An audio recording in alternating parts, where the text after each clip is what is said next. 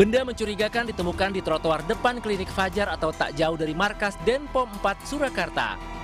Benda mirip bom ini ditemukan seorang asisten rumah tangga pada Rabu pagi. Tim Gegana Brimopolda Jateng yang datang langsung mengamankan lokasi.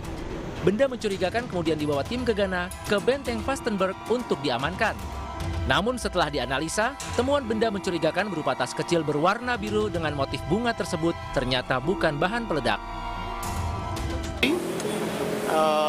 Ke Benteng Vastenburg dan kemudian dianalisa, diurai, dan itu hanya benda mencurigakan, jadi bukan merupakan barang yang berbahaya, seperti itu. Ternyata tas yang ditemukan bukan benda berbahaya, hanya berisikan material plastik.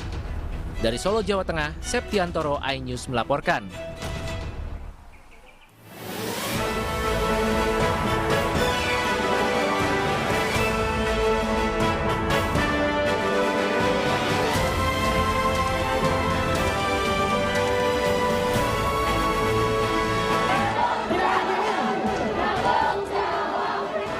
Konser musik yang hadirkan penyanyi Tulus di Bandung dibubarkan Satgas COVID-19. Penonton emosi. Kecelakaan minyak goreng. Truk pengangkut minyak goreng terguling. Warga berbondong-bondong menampung minyak yang berceceran. Satgas COVID-19 bolehkan masyarakat gelar buka bersama saat Ramadan, namun dilarang ngobrol.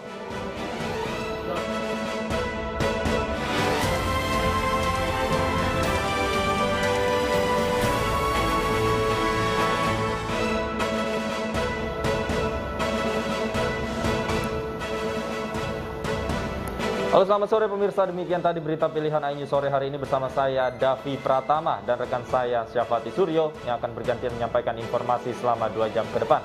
Syafa, selain 3 informasi tadi, kita memiliki informasi apa lagi? Ya, selamat sore Davi dan pemirsa. Kita awali iNews sore hari ini dengan informasi dari Pulau Seribu, di mana ratusan rumah warga rusak akibat angin puting beliung yang menerjang Pulau Harapan.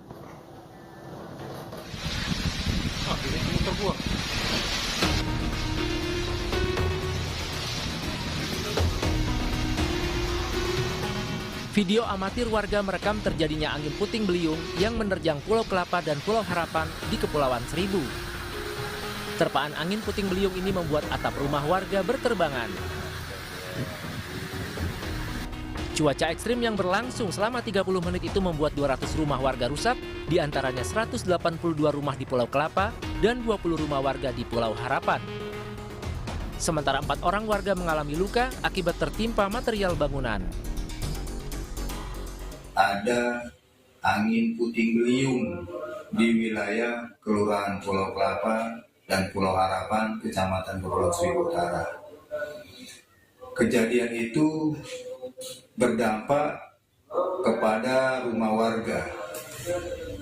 Di Pulau Kelapa sekitar 182 rumah warga, di Pulau Harapan. Selain rumah rusak, angin puting beliung juga membuat 2 kapal nelayan yang sedang melaut tenggelam. Saat ini warga terdampak telah mendapatkan bantuan dari pihak terkait. Dari Jakarta, Vendra Kurniawan, iNews melaporkan. Pemirsa, Satgas COVID-19 membubarkan konser musik dengan bintang tamu penyanyi Tulus yang seharusnya digelar pada Senin malam di Kota Bandung, Jawa Barat. Acara terpaksa dihentikan karena panitia tidak mengantongi izin.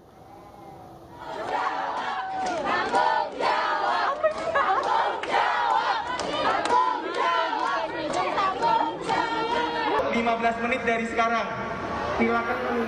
Inilah bentuk kekecewaan penonton saat mengetahui konser musik bertajuk Soundfest Bersua yang menghadirkan solois Tulus dibubarkan Satgas COVID-19.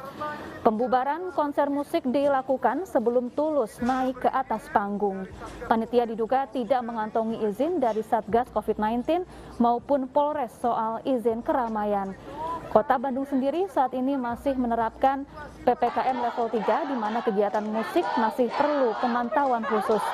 Sebelumnya pihak Satgas menerima laporan adanya penonton yang membludak karena tingginya antusias menyaksikan acara musik. Ini karena tidak ada izin. Terima kasih.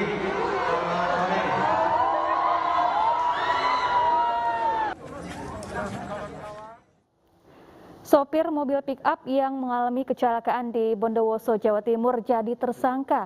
7 orang tewas dan puluhan orang luka-luka dalam kecelakaan tersebut.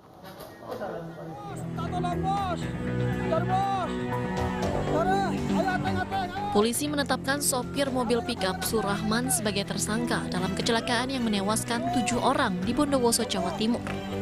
Tersangka diperiksa usai kondisinya membaik dan tersadar dari koma akibat cedera di bagian leher.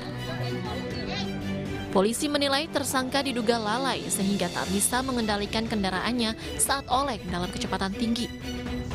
Selain itu, kendaraan yang digunakan merupakan angkutan barang tapi justru digunakan untuk mengangkut penumpang dengan muatan berlebih.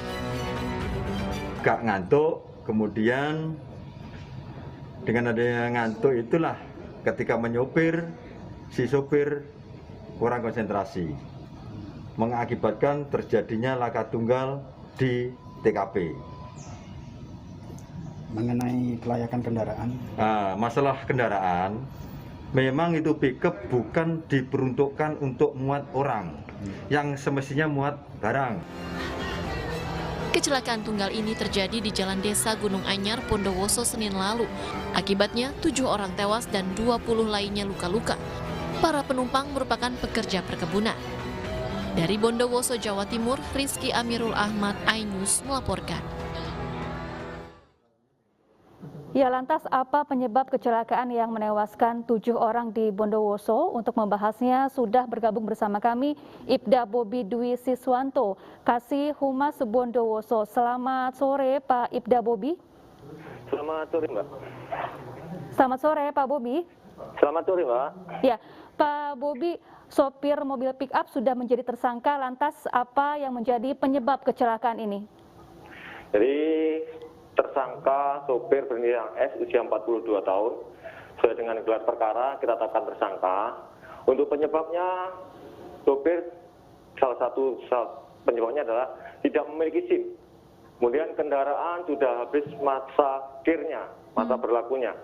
Kemudian untuk muatan berjumlah 27 orang, melebihi dari kapasitas yang telah ditentukan oleh Undang-Undang Lalu Lintas tahun 2009. Ya, lalu bagaimana kronologi kecelakaan saat itu Pak? Apakah sebelum kecelakaan ada penumpang yang mulai merasakan ada kejanggalan dalam kendaraan tersebut? Jadi kronologisnya, sopir pickup ini menjemput 27 orang ini dari melaksanakan kegiatan menanam kentang di daerah Sempol Kawaijen. Sebanyak 27 orang ini menaiki kendaraan pickup, dan di saat dalam perjalanan para penumpang ini merasa ada sesuatu yang janggal karena kendaraan melewati lubang sudah mulai oleng, tetapi kecepatan tidak dikurangi oleh sopir. Jadi akibatnya sopir tidak bisa menguasai dan oleng, mengibatkan semua penumpang yang ada dalam kendaraan pickup ini keluar dari bak truk, dan salah satunya yang meninggal di lokasi salah satu orang perempuan, sisanya 4 orang meninggal di rumah sakit.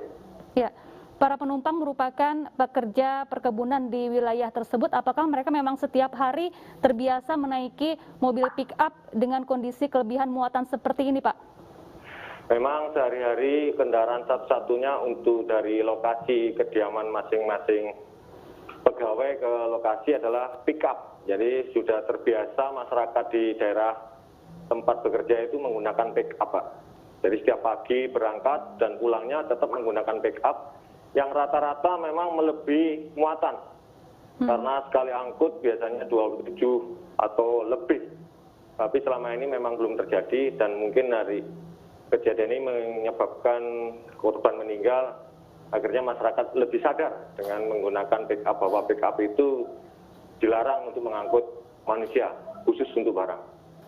Saat ini bagaimana kondisi puluhan korban luka yang dirawat di rumah sakit, Pak? Untuk korban luka semuanya sudah kembali ke rumah masing-masing, Pak. Jadi rata-rata 13 orang itu yang luka ringan aja, sudah pulang kembali rumahnya masing-masing. Baik, kemudian apa jerat hukum yang bisa dikenakan kepada sopir mobil pick-up yang saat ini sudah berstatus tersangka? Jadi hasil gelar perkara, tersangka sopir pick-up ini kita kenakan jerat pasal 311, pasal 5 dengan hukuman 12 tahun penjara. Baik, terima kasih Ibda Bobi Dwi Siswanto telah bergabung bersama kami di iNews Sore. Kita ke informasi selanjutnya pemirsa, truk tangki bermuatan minyak goreng curah terguling di Jalan Raya Cipaku, Ciamis, Jawa Barat. Warga beramai-ramai menampung belasan ribu liter minyak goreng yang tumpah. Kecelakaan minyak goreng. Dalam video amatir yang direkam warga, tampak sejumlah warga mengambil minyak goreng curah yang tumpah di jalanan hingga ke saluran air. Minyak goreng curah ini tumpah setelah truk pengangkutnya alami kecelakaan tunggal di Jalan Raya Cipaku, Kabupaten Ciamis, Jawa Barat. Tumpahan minyak goreng ini langsung diamankan warga yang selama ini kesulitan membeli minyak goreng di pasaran. Sementara polisi telah mengamankan lokasi kecelakaan. Diduga kecelakaan dipicu sopir truk yang tak mampu mengendalikan laju kendaraan, sehingga oleng dan menabrak dinding rumah warga sebelum akhirnya terguling. Untuk faktor-faktor lainnya kami dalam penyelidikan ya, cuma ini diduga oleng gitu aja. Oh gitu ya. Faktor-faktor lain kami dalam proses penyelidikan gitu aja ya. Ini arah dari mana ke mana? Dari arah Kawali menuju Ciamis. Kondisi pengemudinya sendiri bagaimana itu? Sementara luka di arah Ciamis itu aja. Oh begitu. Sopir truk yang alami luka di bagian badan dan kepala akibat benturan keras telah dirujuk ke RSUD Ciamis. Sementara akibat kecelakaan, lalu lintas di lokasi alami kemacetan panjang. Dari Ciamis, Jawa Barat, Acep Muslim, iNews melaporkan. Sementara itu di Cipinang, Jakarta Timur, warga harus mengantre berjam-jam untuk membeli minyak goreng curah. Warga pun harus menunjukkan kartu nomor pokok wajib pajak untuk membeli minyak goreng curah.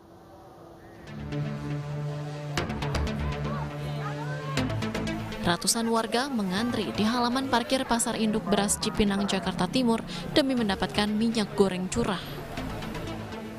Kebanyakan warga membeli dalam jumlah besar untuk kebutuhan berdagang. Untuk mendapatkan minyak goreng curah, warga harus menunjukkan kartu NPWP. Minyak di sini dijual dengan harga Rp13.500 dengan minimal pembelian 5 liter. Ya kalau buat dagang mah banyak ya Mas ya, sekitar 5 sampai 10 liter bisa kalau dagangannya banyak kan. Kalau ibu sendiri sehari membutuhkan berapa banyak? Paling, kalau saya 3 liter. 3 liter sehari? Iya. Selain pedagang, warga biasa pun banyak yang ikut antre minyak goreng curah. Mereka rela antre berjam-jam lantaran tingginya harga minyak goreng di pasaran. Dari Jakarta, Rio Manik, iNews melaporkan.